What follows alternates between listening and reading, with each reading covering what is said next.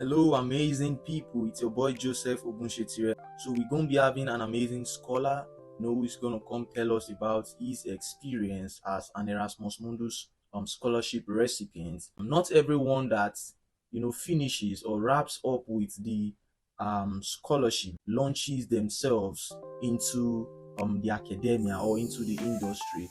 So this scholar has a lot of experience in this regard and he is ready to share them with us. Guys, if you are yet to subscribe to our YouTube channel, please do subscribe to our YouTube channel and also put on your notification. Yeah, thank you. So over to you, scholar Olamide. Can we meet you? Thank you. Hi everyone, I am Adu Olamide Michael. I'm a Nigerian from Ondo State, Akure South to be precise. I am a graduate of the Erasmus program, SUFONAMA, which stands for Sustainable Forest and Nature Management. I did my first year at the University of Copenhagen in Denmark and my second year at the Swedish University of Agricultural Sciences in Sweden. I did my bachelor's in forestry and wood technology from what I would say is the best university in Nigeria, the Federal University of Technology, Akure. At this point in time, I'm actually focused on other things. I definitely do want to further my studies. Well, thank you so much, scholar Olamide, for that amazing introduction. Where are you currently based? I am currently based in Copenhagen, in Denmark. Yeah, so scholar Olamide, let's talk about your travel experience from Nigeria to Europe. Was it difficult? Was it something that came out easy? Tell us about it. Thank you. Traveling for my master's to Europe, it was difficult. And that's because I'm not from a rich home. So I had to, source for cash, get cash, the flight money, and accommodation money, especially in a country like Denmark where you need to pay deposits. That's mind blowing. Yeah, and it was difficult. I have to be honest. There was a point in time that my mama thought that I would commit suicide. I was like, damn, ma, it's not that deep. The worst is I would lose this opportunity. But I'm happy that things panned out well. Notwithstanding how difficult it was. So, scholar Olamide, what are your greatest moments as a Nigerian student? What can you say are those moments that you really cherish, as a Nigerian student? My greatest moment as a Nigerian student in academia has been anytime I do courses that relate to tech related skills or these art skills that are transferable. I see them as a big win. I like to dive deep into those kind of courses because I feel that big wins, you can transfer them into any other role in the future. And those are the time that I'm most excited. Yeah, so thank you so much. And I was thinking, it's important for us to talk about your visa application process. So, how was it for you? Was it difficult? Was it easy? I think you made mention of the fact that you traveled to Denmark, right? So, how is the Danish embassy or the consular office in Lagos or in Nigeria? How was it like for you? It's something that is important so that we can, give people the hope that they won't really suffer because they want to get, a visa to travel after they must have gotten a scholarship like the Erasmus Mundus Joint Master's Degree Scholarship. So, yeah. How was that experience, visa application process? Thank you. For my visa, I applied at VFS in Lagos. I can't remember the exact place, but it's somewhere in the Highland. Yeah, somewhere in the island, definitely. But the good thing is it was just streamlined and the people there, they were really, really helpful. I even made a mistake during my application process. I got the wrong visa type, applied for the wrong visa type, and they're like, oh no, die back, man. And just redo this again. The interesting thing, they didn't charge me for the appointment. The second appointment, I was told to just go in there and just complete my application, and it was really nice. But the waiting time for the visa, that was like 3-4 months. Yeah, but outside that, I think it's good altogether. Yeah. What made my visa application process easy was I had a guide from someone that's already in the country that I was going to, in Denmark. And yeah, the person made it a bit easy. Of course, you have to do a lot of things by yourself. And also, the program, they gave us a rundown on how to apply for things. That's for the residence permit. But the visa itself, I had help from a Nigerian that is abroad in Denmark. So it was a good guide. And also, the staffs at VFS, they are really, really nice people. Yeah, and they made it a bit easy for me. Then, yeah. I think wow, that's very commendable. Like because people have a lot of reservations, right? As it um it relates to these visa application processes, the orders they had to like go through, and stuff like that, the stress, the suffering, and all that. But I'm glad that your own application process was very very straightforward, even if you had to like stress at some point. But I think generally it is very commendable. So guys, if you are traveling to Denmark as your first mobility country under the Erasmus Mundus joint master degree program, I think there is no cause for alarm. Things might have changed because he traveled as far back as 2021. 2021 isn't actually so far away.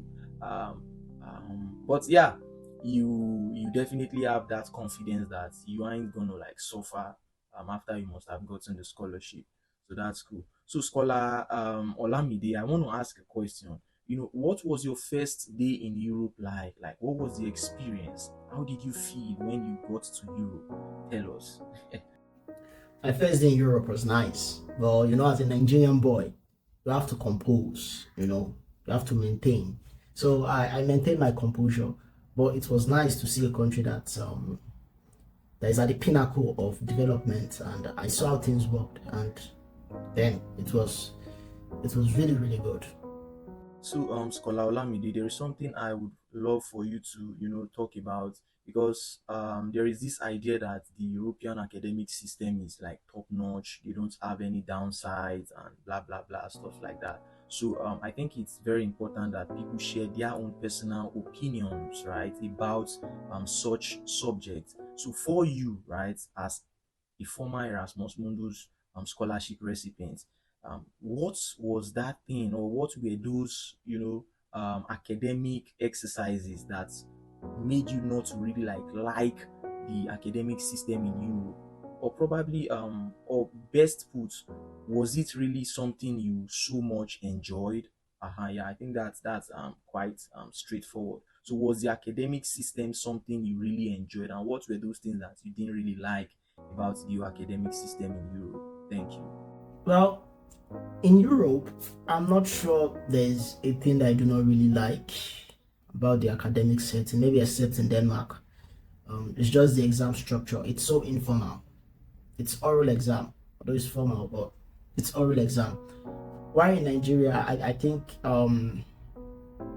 there's a need to catch up a lot. And the interesting thing is we are not catching up with where the world is now, even in academia.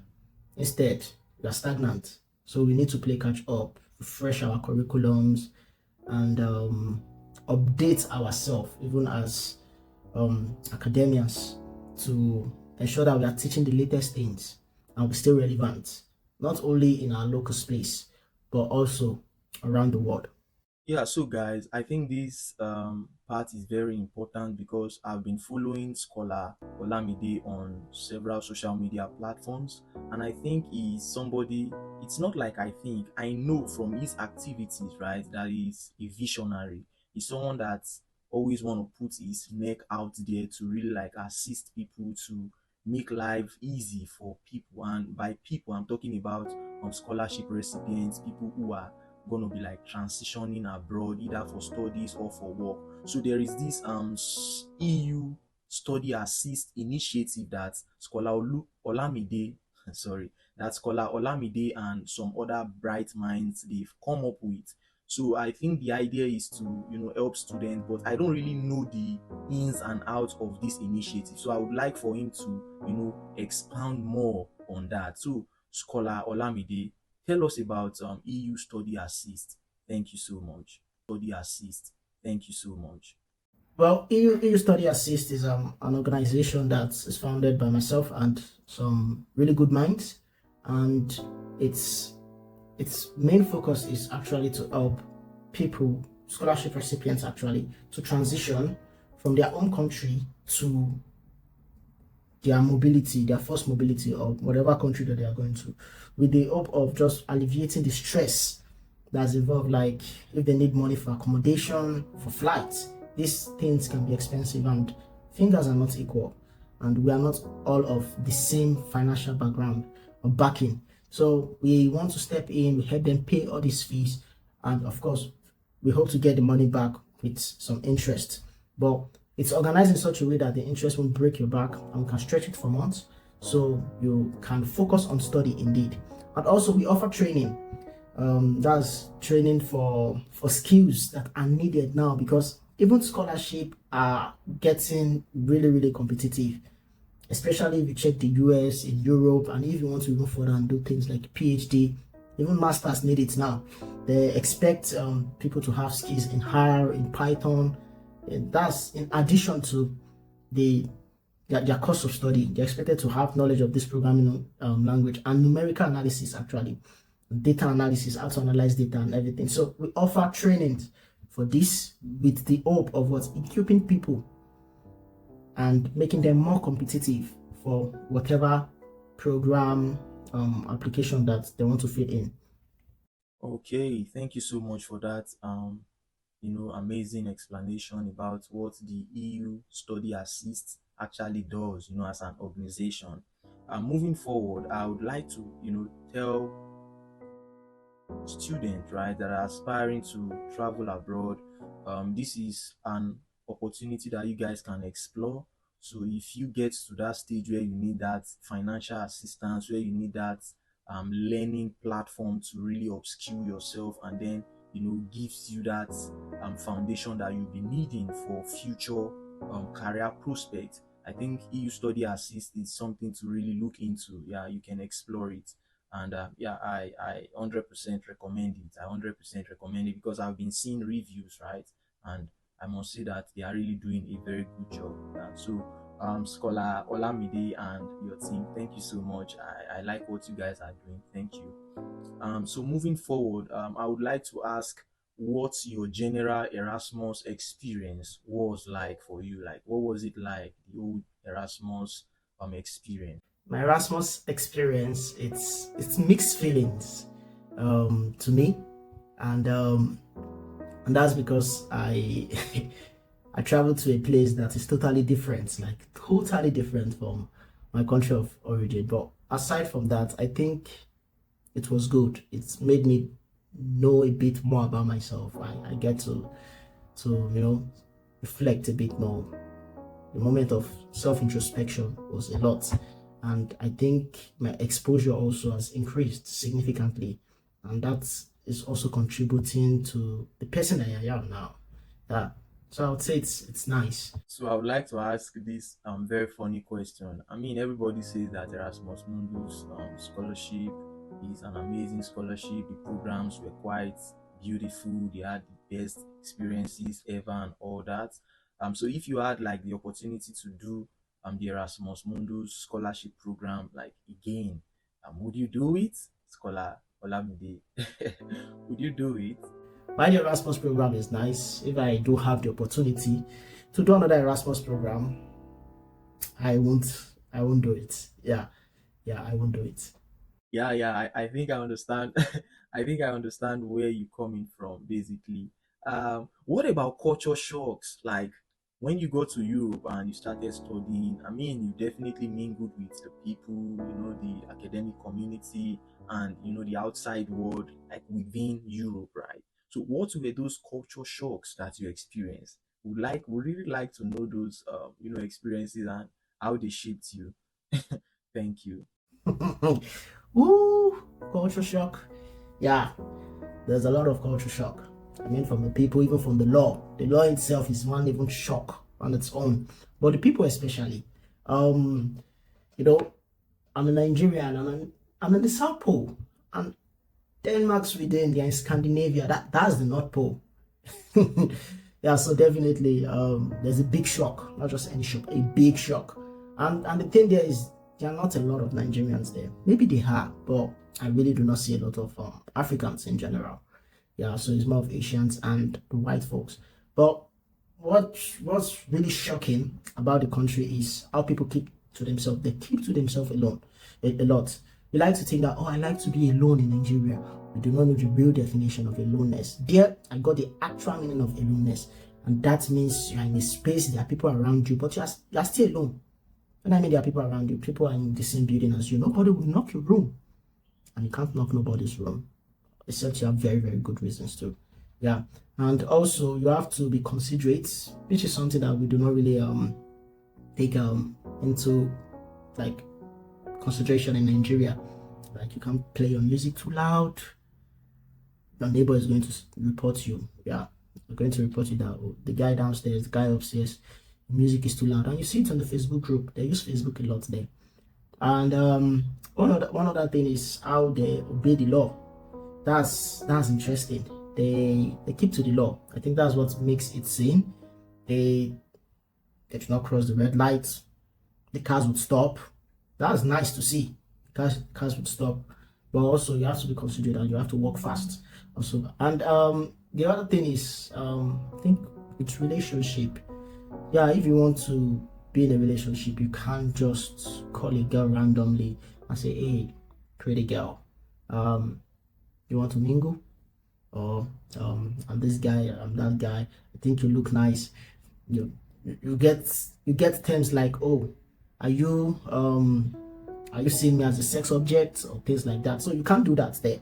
So the highest that you can do is you go on dating platform like Tinder, Bumble, and you get someone, maybe Grinder, I don't know. You get someone there, and if you meet, you meet. If you do not, you do not. But I didn't do much of that. But that's how they get the girls. And you also have to club. Clubbing is like a cultural thing there. Also, you club every Friday. It's a norm to go out on the weekend. Yeah, now everybody wants to, everybody is kind of excited, like, oh my God, they are hoping to get the Erasmus Mundus Joint Master's Degree Scholarship, any of the programs basically.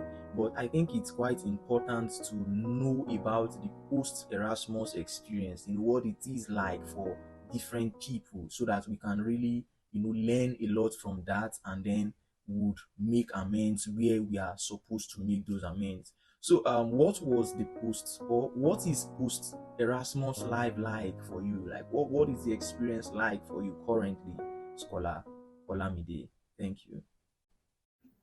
Post Erasmus life, I won't say it has been the easiest, but I would say it's a good experience. Good experience in the sense that you get to, you get to this decision making phase again, about what you want to do, and how you want to go about whatever you want to do. But the main question is what you want to do. For those that are having a plan and just following that plan and sticking to that plan, it's really, really nice.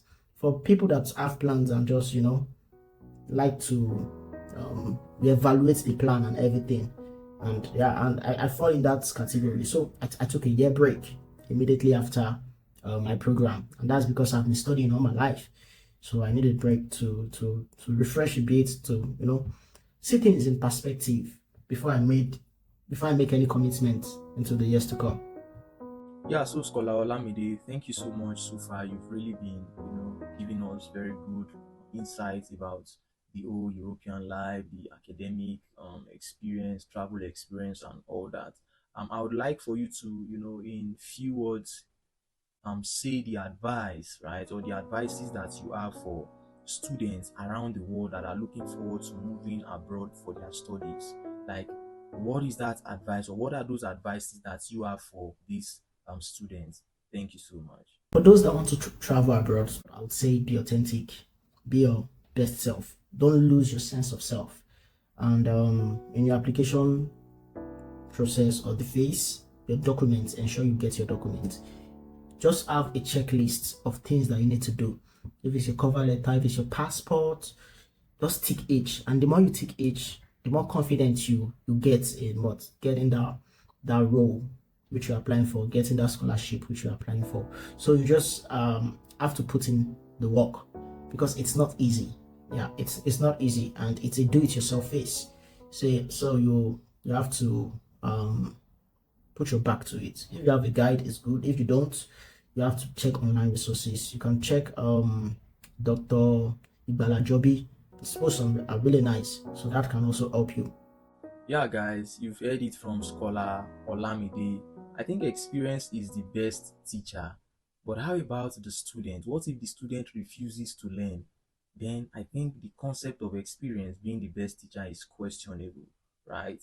But I mean, scholar Olamide inclined his heart and his mind to learning, to getting exposed in this European context, in the academic world in Europe. So he has given us most of what he thinks, right? It's very, very important for us as students that are looking to study abroad. I'm talking to you, and I'm also talking to myself as a person, right? Yeah. So, Scholar Olamide, what do you miss so much about Nigeria? I mean, you've been away from the country for a very long time now, and there is no way you are not missing that country. So, what are those things you miss so much about Nigeria? Thank you. It's my mama's cooking. That's why I miss so much about Nigeria. I miss my mama's cooking. I miss the public transport actually, yeah, because it's nice to see how people does discuss random topics in the bus, and also how the bus driver, the conductor, and whoever they're interacting with, how they get into their little scuffles. Those are usually nice to see. Sometimes troubling, but nice altogether. That was actually funny, like especially in a place like Lagos State, Nigeria. That, oh my God, ah, I understand, I understand. So, Scholar Olamide, let's move our focus away from the whole academia and everything bookish and stuff like that. Scholar Olamide, tell us, like, are you single or are you currently in a relationship, and what is your type of woman, basically? What is your type of woman? Hmm, I do not need to think about that. Yes, I am in a relationship, but notwithstanding, I'll tell you a type of lady. I just want someone that's fair, light skin. I'm indifferent about size, and also I just want someone with a sound mind. That's it. Uh-huh. Yeah, Scholar Olamide, do you know that European ladies are more romantic than Nigerian ladies? What do you think? I think European ladies are more romantic than Nigerian ladies. Anyways, I don't know, but I mean, Scholar Olamide, what do you think? Do you agree that European ladies are more romantic than Nigerian ladies? Like, what is your own perspective in that? Well, I do not know who thought that European ladies are more romantic than Nigerian ladies. I don't know. I've not been with a European lady, but I've seen them in relationship, and I think it just depends on what you want. I think both are romantic. Both are romantic, right? Which is actually cool. Mr. Romantic. Yeah, so like which would you opt for? A Nigerian lady or a European lady? Hmm. Well, to me, it's personality that matters. If your personality, if it meets my criteria, I think I'm good. I'm indifferent about where you're from. You can be from anywhere in the world, as much as we can vibe and we have personalities that we can both tolerate. I think I'm okay. Yeah, so guys, thank you for staying till this point. I really appreciate your audience, and I must say that I do not take it for granted. So, just to reiterate, right? If you are yet to subscribe to this YouTube channel, I would really appreciate that you do, because I mean that is what gives me the encouragement to reach out to more scholars, to bring them up here, and then try to make them or try to plead with them to assist a lot of students as they can. And I think so far it has been really good, and we are making that progress, and I'm really excited, and I hope you guys are also excited. So, Scholar Olamide, this is going to be the last question. What are your advices for the African leaders? Or if we don't want to go too far and wide, let's narrow it down to Nigeria as a country. What are those advices that you have for our leaders? What do you want to tell them? Thank you. My advice to the leader is maybe not really an advice, but it's just a word, just direct word. A country that cannot depend on itself is not a country. Even if you have the term independent, it's not a country. And I think that's something they should reflect on. Yeah. So yeah, guys, you've heard it all from Scholar Olamide. I mean, you have to be yourself, you have to know what you want, and you have to understand the why. You need to understand the why of everything, every phase in your academic life, and generally as a person. Thank you so much, Scholar Olamide. I really appreciate the fact that you honored this invitation. And also, once again, I would say thank you to the audience, and I hope you guys gain one or two things from this discussion. So, yeah, muito obrigado, muito obrigado. Ciao, ciao, guys.